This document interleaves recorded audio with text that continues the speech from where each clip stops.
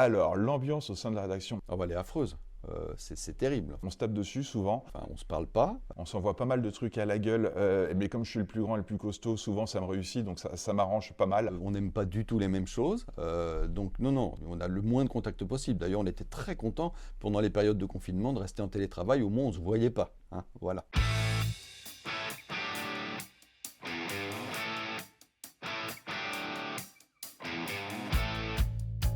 Je m'appelle Laurent, je travaille à Sport Auto. Je suis rentré dans le magazine il y a très longtemps. J'y suis rentré en 1997. Puis Sylvain Vetto, je suis donc chef de rubrique essai à Sport Auto et je suis rentré à la rédaction. Ma première collaboration à la rédaction date de 2008, donc 14 ans déjà. Le temps passe extrêmement vite. Je suis Jean-Éric Raoul, je suis rédacteur en chef de Sport Auto depuis un certain temps. Je ne suis pas arrivé ici tout à fait par hasard. On va dire que depuis que je suis gamin, je suis passionné de bagnole sous des formes diverses et variées.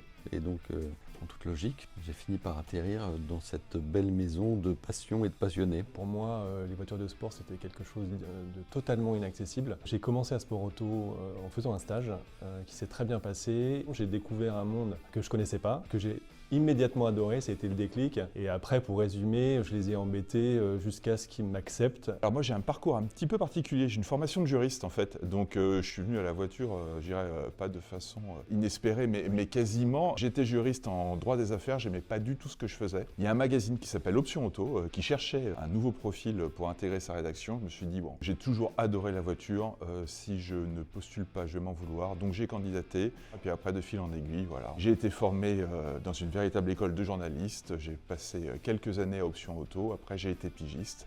Et donc depuis 2008, au sein de la rédaction de Sport Auto.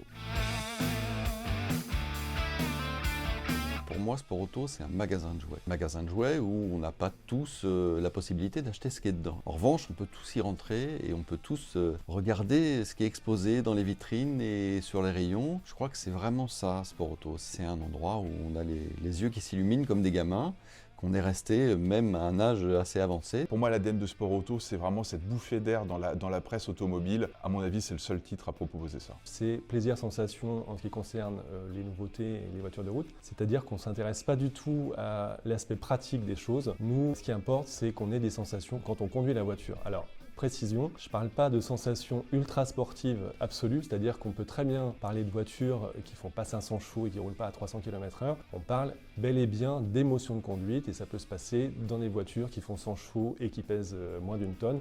C'est encore possible aujourd'hui. Le rapport à la voiture de sport elle-même et le rapport à la compétition automobile a énormément changé en 60 ans en France. L'offre évidemment a beaucoup changé, les mœurs ont beaucoup changé. En 62, il y avait beaucoup moins de restrictions, on va dire, et aujourd'hui c'est en effet plus le cas. On est beaucoup plus bridé, mais ce n'est pas moins intéressant parce que les voitures qui nous sont proposées, les produits qui nous sont proposés à essayer sont simplement extraordinaires. 60 ans de Sport Auto, ce que ça m'évoque beaucoup de passion. On est dans un monde aujourd'hui qui critique l'automobile, qui la pointe du doigt. Ce dont je me rends compte tous les jours, c'est qu'il y a énormément de gens qui restent passionnés par les voitures, il y a énormément de gens qui s'intéressent à ça, il y a beaucoup de gens qui vont sur les courses automobiles, donc c'est une passion qui perdure. C'est la part prise par les essais de sportifs. J'ai eu la chance de connaître Gérard Combach, un des deux fondateurs. Pour lui, les essais dans Sport Auto à l'origine, c'était pour combler les trous en intersaison. Il appelait ça l'électroménager. Ce qui a évolué dans Sport Auto au cours des années, c'est probablement le type d'auto qu'on essaye. Auparavant, on était connu pour n'essayer que des voitures ultra sportives, ultra légères. Là, on s'est ouvert un petit peu plus à des voitures qui sont presque classiques parfois. Aujourd'hui, Sport Auto est plus auto que sport. Voilà, ça c'est la réalité. Pour autant, on n'oublie absolument pas nos racines, on n'oublie absolument pas notre forte connexion à la compétition et singulièrement à la Formule 1. Et je le rappelle de manière assez forte parce que je pense qu'aujourd'hui, il n'y a plus que 3 titres de presse en France qui envoient encore des reporters sur les Grands Prix. Il ne faut pas oublier ça. C'est coûteux, c'est difficile, on est dans une économie de la presse qui est compliquée. Il n'y a plus que 3 titres en France, dont Sport Auto, qui envoie des journalistes sur les Grands Prix.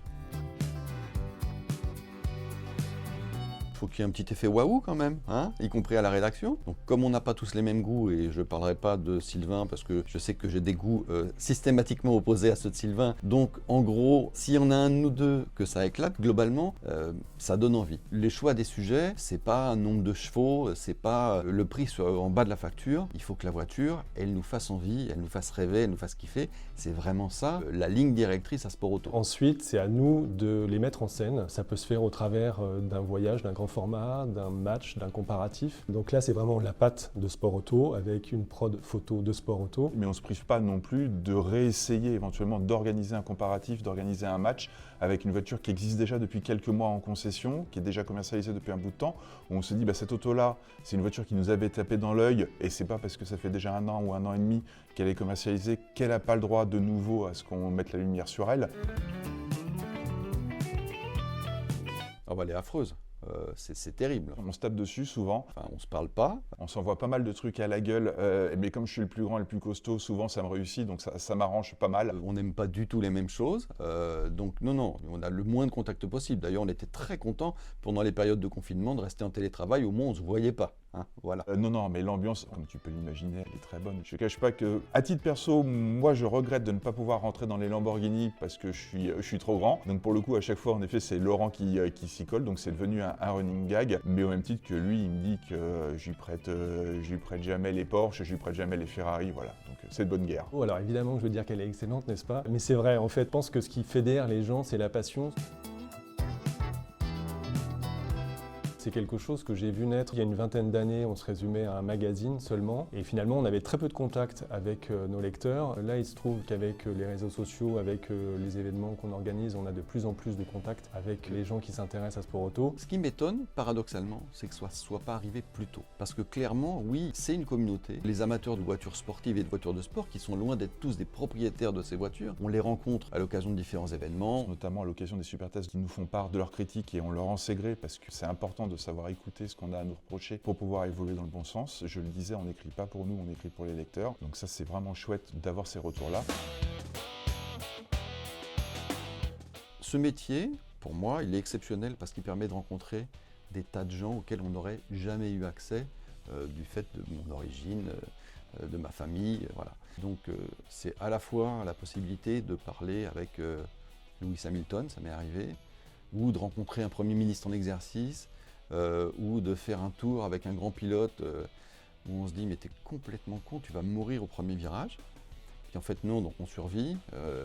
Ou la possibilité d'essayer une Formule 1, ou voilà, il y en a des kilos, des souvenirs exceptionnels. Cette question, c'est la question piège pour moi parce qu'il y a eu tellement d'excellents souvenirs à Sport Auto. Je dirais quand même, l'une des plus grandes expériences, ça a été d'aller en Australie. À l'époque, on n'avait pas de limitation de vitesse dans le territoire du nord de l'Australie et Porsche nous avait invités pour découvrir une nouvelle 911 Turbo qui roulait bien au-delà de 300 km/h et l'idée était de faire tout un périple, tout un roadbook façon Cannonball et on pouvait juste rouler à fond où on devait faire 200 km et le timing était d'1 heure, donc ça fait du 200 de moyenne. Il n'y avait personne, il n'y avait aucun problème de sécurité et on a pris beaucoup de plaisir.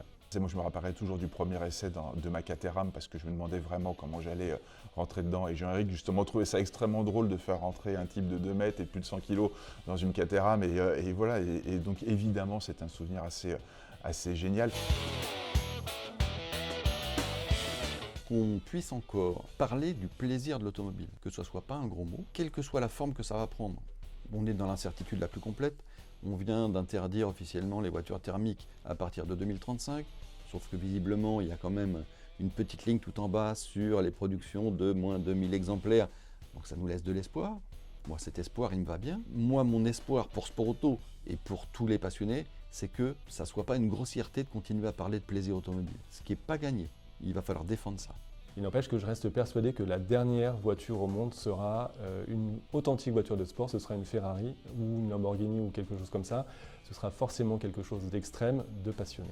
Alors que souhaiter à Sport Auto, évidemment, moi j'aimerais beaucoup, alors je serais plus là, hélas, mais s'il pouvait de nouveau fêter 60 ans supplémentaires, j'en serais évidemment ravi. Ce qu'on peut souhaiter à Sport Auto, je pense, c'est tout simplement qu'il continue à trouver son lectorat.